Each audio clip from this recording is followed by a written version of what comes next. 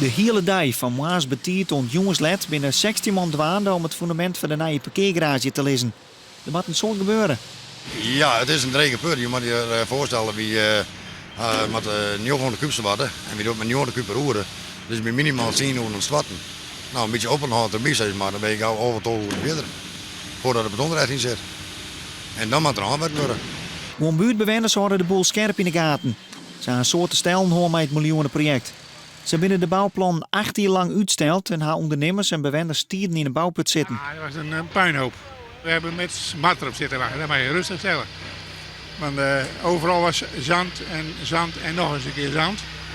En een beetje wind, dan zat je onder staan. De auto's die moest je eigenlijk elke dag wassen. Ga je er nou wel vertrouwen in dat het clear komt? Nou wel. Jonken een parkeergarage van zo'n 100 auto's is er een periode van 120 huizen en 2100 kantometer naar je winkels. Van januari zal weer al werken aan het bouwproject. Het zwart van de beton moet in één dag clear wezen. Van in de weken zou het IJsseldien worden, maar dat is uitgesteld vanwege het rijwetter.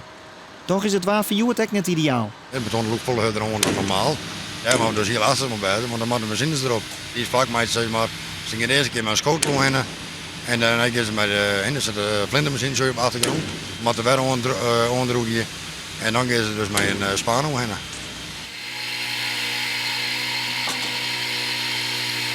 Ik vind het heel interessant, want ik ga zelf altijd in de bouw zitten.